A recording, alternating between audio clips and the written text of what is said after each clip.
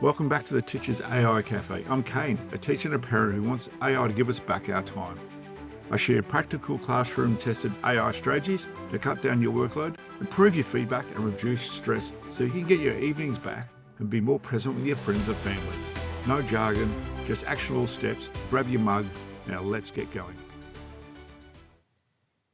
Welcome back to this week's AI update for educators. It's, the 29th of June. Almost the end of our financial year here in Australia. Time to do our tax returns.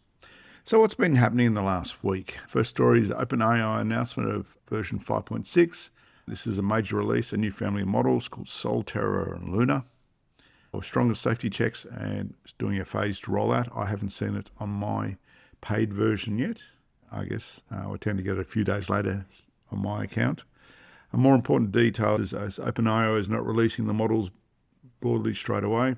It's also, they have released a more advanced version of these, similar to what Claude did with Mythos, to certain companies and things under the direction of the US government.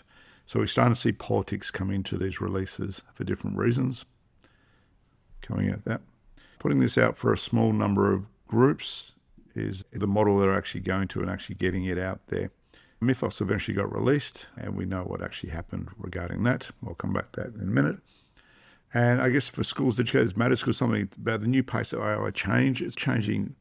So the idea of new models are just being released to everyone at once is no longer the case. It's more unevenly put out depending on what's your role in society, regulatory scrutiny of what's actually getting done, because as these models get more powerful. Second part of that is a study has been shown that Codex shows how quickly agentic AI is growing. So that's the idea of using agents. So the agents you can then program, they'll do things when you're not around, like a more advanced virtual assistant. Codex is OpenAI's desktop version. You've got a similar sort of thing built into Claude, which is you can automate agents within that when the desktop apps and do things for you, because you can get it to give access to different parts of your computer and different programs going through there. I've been playing a bit with both, more in the coding area side of things for that. But what it shows is this is obviously the next big step in terms of usability, I guess, just from a teacher perspective, not from students. We can automate tasks and things like to-do lists. So when something happens, you can set a sequence of to-do lists for it to go away and actually do those for you without you having to do it manually yourself. So once again, it's starting to automate these workflows, but at the beginning of it, it's still your workflow. You've got to design it from scratch. And I guess this is useful to us as educators because we've spent the last 2 years talking about AI as a writing, brainstorming assistant, and obviously it creates things which from its model. But the direction of travel really is turning to run process, complete tasks, manage steps on behalf of us as the user. In education, there's obviously appeal for admin and planning side, doing your admin tasks and things without having to actually do them. It also creates a new question of what counts as student work, because students can obviously start, once they get a hang of it, start automating these processes as well. And the idea of independent effort and judgment when we're going through our educational system. Anthropic's week has again been defined by access and security. Reuters said reports US government's close to allowing Anthropic to restore Fable 5 after the model was taken offline earlier in the month under export control. A related model, Mythos 5, was already returned to limited use by some trusted US organisations. Not us. I'm looking forward to get hands back on Fable 5, because I found it was very good for what I was trying to use it for. Again, we see these political competition starting to come in.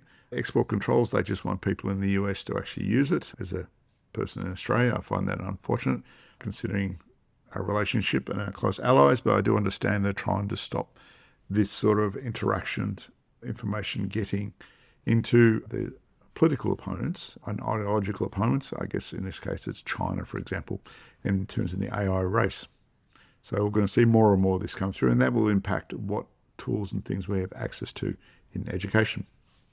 Anthropic was also accused Alibaba of what described as the largest known illicit extraction of Claude's capabilities. According to Reuters, Anthropic alleged that the operators linked to Alibaba used more than 28 million interactions across 25,000 fraudulent accounts to distill Claude's outputs into weaker competing systems. So why is that important to our students and ourselves as, I guess these are simply not products. There's something out there that's every day. And we're increasingly part of, once again, a contested ecosystem shaped by intellectual property rights, security, and now international competition coming to the fore with that. Now, what's happening in the world of Gemini? This week, 3.5 Pro has been delayed until July, while the company keeps refining it. Reports suggesting Google wants stronger performance on a long horizon task and agent work before its release. And we see, like I said, I was looking at the data usage between them, or OpenAI has been top of the pile. I've looked at the usage data. Claude is pretty much caught up with them. And Gemini and all the others, and Grok is a tiny, like 1% of users. And Gemini is way down the bottom. At this point, I wouldn't write them off. It's just not in the game for the majority of users actually using it. And whether that changes because it's got such a massive ecosystem behind them, but at the same time, they just don't, I guess, whether it's just a lack of staff or expertise within Google compared to the other two organizations, which is Anthropic and OpenAI, is the reasons. I can't tell from the outside. But I do know earlier on there was massive amounts, like almost, I think it was someone, reported $100 million sign-on bonus for people from OpenAI to come join one of the competing firms. So there's obviously particular people who have got brilliant expertise in this area that are highly valued and maybe driving these innovations within the companies coming through. Like I said, you can develop those skills. Couldn't tell you exactly what they were, but obviously very highly intelligent people behind this. Okay. But like I said, that may sound a bit disappointing to us, but it's revealing that, I guess, the race is no longer who is the most impressive chatbot. It's more about which systems can actually sustain multi-step work over time. So we can only benefit from that competition. To end on a slightly lighter note, Dave Eggers gave an interview this week in which he argued that once a machine starts thinking and writing for you, you're cooked as a species. I guess it's a dramatic line, but it captures the mood of many teachers will recognise. Amid the talk of agent systems and model access, there's a very, very human anxiety underneath what happens to reading, writing. Creativity and convenience becomes the default. I hope a world, if you depends on a sci-fi fan, I think of AI in the world of what you saw in Star Trek. Obviously, Star Trek was written before we get the modern version of AI, but they did certainly have computer systems, but it was a tool they actually used. It didn't dominate them. But then you look at other AI systems in science fiction where they did take control of it, different outcomes. But the beauty of science fiction is we can explore these ideas and talk about them and use them to actually inform what we're actually doing in terms of these models and their role within our society. So I hope you enjoyed this small update today, going through. Pretty much, you may have uploaded it, or because I'm going to upload it pretty much the day before. Last week's talk, I didn't get it up on the Wednesday, but I'm going to put it up now, which is a live presentation I did to teachers and about different ways they can actually, I've been using AI myself. Obviously, we hear about other people's. I don't talk a lot about what I actually do myself. I should do. Maybe I do an episode where someone interviews me. That would be quite interesting.